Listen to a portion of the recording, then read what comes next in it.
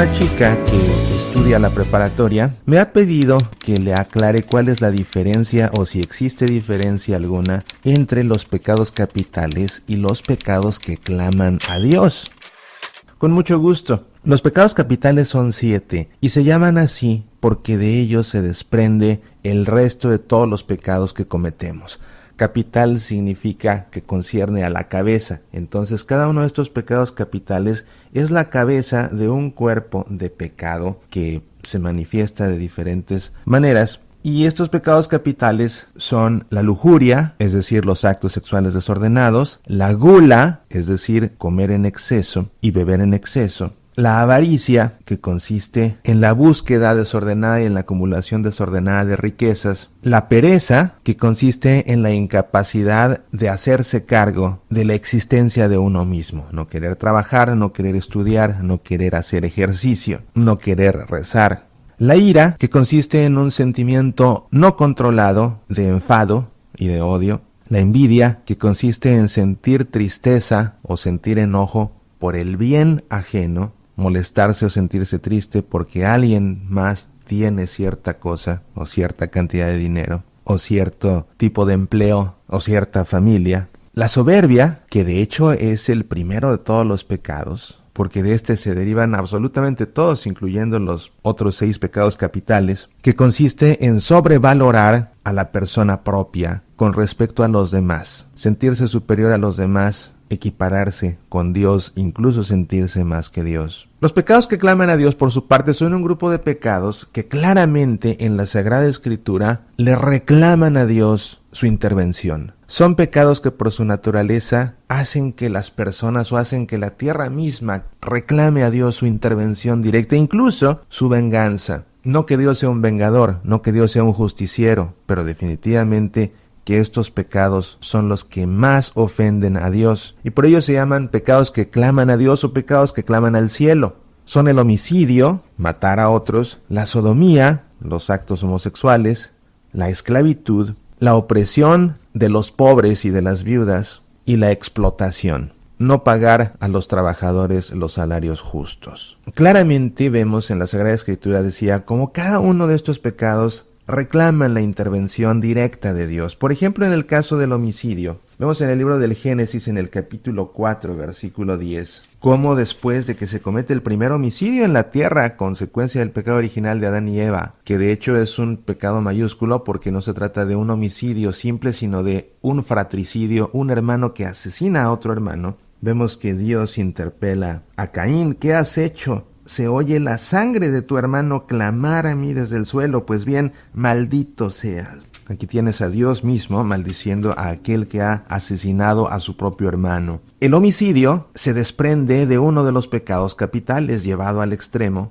la ira precisamente. Y también la envidia en este caso. Caín sintió envidia de que Dios vio con buenos ojos la ofrenda del sacrificio que le ofreció su hermano Abel. Eso lo hizo irritarse, perder el control y asesinarlo. Como ves, 2 pecados capitales desembocan en el asesinato: la ira y la envidia en este caso. El segundo pecado que clama a Dios, la sodomía, los actos homosexuales, están referidos en el libro del Génesis, en el capítulo 18, a partir del versículo 20, donde dice el Señor: el clamor de Sodoma y de Gomorra es grande, y su pecado gravísimo. Voy a bajar personalmente a ver si lo que han hecho responde en todo al clamor que ha llegado hasta mí, y si no, he de saberlo. Un pecado que en gran medida se desprende del pecado capital de la lujuria. El siguiente pecado que clama a Dios es la esclavitud, y este está referido en el libro del Éxodo, en el capítulo 3, en los versículos 7 al 10. Cuando el pueblo de Dios era oprimido por los egipcios, dijo el Señor: bien vista tengo la aflicción de mi pueblo en Egipto, y he escuchado su clamor en presencia de sus opresores. Pues ya conozco sus sufrimientos, he bajado para librarle de la mano de los egipcios y para subirle de esta tierra a una tierra buena y espaciosa. Como ves, en cada uno de estos pecados que se han cometido, porque claman a Dios, Dios baja del cielo e interviene. En el caso de Caín, interviene maldiciendo a Caín y expulsándolo, echándolo lejos de la tierra de sus padres. En el caso de Sodoma y Gomorra, Dios interviene y deja caer sobre estas dos ciudades una tremenda lluvia de fuego y azufre que acaba aniquilándolas. En el caso de la esclavitud, Dios desciende y libera al pueblo de Dios, de los egipcios. Como ves, siempre Dios interviene cuando se cometen estos pecados. Por eso se llaman pecados que claman a Dios, porque como te decía, son pecados que reclaman la intervención directa de Dios. En el caso del pecado de la opresión al pobre y a la viuda, vemos en el capítulo 22 del libro del Éxodo, en los versículos 20 al 24, que dice Dios: no dejarás a viuda ni a huérfano. Si le dejas y clama a mí, no dejaré de oír su clamor. Se encenderá mi ira y os mataré a espada. Así de fuerte habla Dios. Por supuesto, no bajará Dios con una espada, pero claramente Dios está hablando de que esto es un pecado mortal. Abusar de las viudas y de los huérfanos es un pecado mortal. Si alguien comete este pecado y nunca se arrepiente de él, por supuesto que va a ir a dar al infierno. Por eso es que es un pecado mortal. Y finalmente, al respecto del pecado de la explotación, el último pecado que clama a Dios, vemos en el libro del Deuteronomio, en el capítulo 24, en los versículos 14 y 15, que dice Dios: no explotarás al trabajador humilde y pobre, ya sea uno de tus hermanos o un forastero que reside en tus ciudades. Le dejarás cada día su salario sin dejar que el sol se ponga sobre esta deuda, porque es pobre y para vivir necesita de su salario. Así, no clamará por ello al Señor contra ti, y no te cargarás con un pecado. Lógicamente, estos pecados de opresión a los pobres, a las viudas, este pecado de explotación, se desprenden del pecado capital de la avaricia. Este desordenado deseo de acumular riquezas provoca que las personas exploten a otros. ¿Para qué? Para tener más dinero a costa de pagar menos a sus trabajadores. Lo mismo en el caso de la esclavitud que cometieron aquellos egipcios en contra del pueblo de Dios. Es muy interesante que alguien pregunte acerca del pecado en estos tiempos, porque el pecado sigue vigente, tan vigente como siempre, y quizás expresado de algunas maneras más remarcadas en algunos casos. Y como que la gente ya no quiere hablar de pecado. Hoy incluso hay sacerdotes que ya le tienen miedo a la palabra pecado.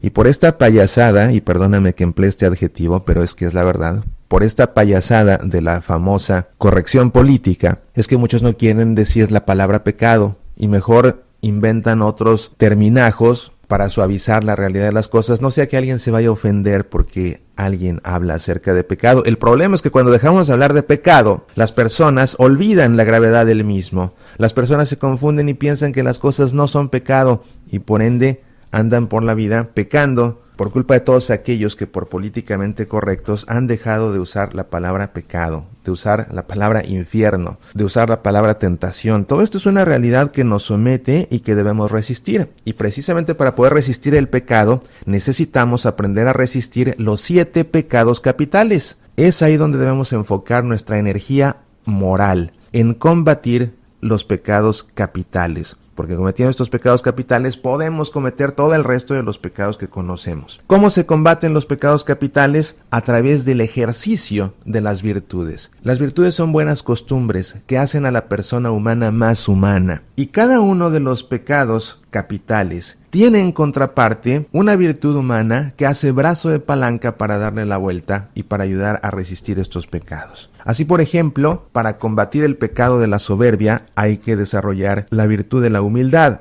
Para combatir la avaricia hay que desarrollar la virtud de la generosidad, el hábito de compartir, el hábito de dar. Para combatir la lujuria hay que desarrollar la virtud de la castidad. Para combatir la ira es preciso desarrollar la paciencia. ¿Para qué? Para aprender a aguantar sin perder el control. Para combatir el pecado de la gula hay que desarrollar la virtud de la templanza, que nos ayuda a moderar y a equilibrar el consumo del alimento, de la bebida. Para combatir el pecado capital de la envidia, la tristeza, el malestar porque el otro tiene, hay que desarrollar la virtud de la caridad. Aprender a amar a los demás. Y para combatir el pecado de la pereza, decían los filósofos antiguos que la pereza es la madre de todos los vicios. Pues claro, el que está ahí sin hacer nada tiene que entretenerse con algo y casi siempre se entretiene pecando. Pues para combatir el pecado de la pereza hay que desarrollar la virtud de la diligencia, la buena costumbre de esmerarse, de tener cuidado al ejecutar algo. Y todas estas virtudes se adquieren y se desarrollan a través de su ejercicio. a través de su ejercicio. Es la única manera. No se puede aprender a ser virtuoso simplemente leyendo sobre las virtudes. Hay que vivir estas virtudes para poder ejercitarlas, desarrollarlas y así mantener a raya los 7 pecados capitales. Es este el camino a una vida virtuosa. Este es el camino a ser buen hijo de Dios. A fin de cuentas, es este el camino a la santidad. Soy Mauricio Pérez. Estas son Semillas para la Vida.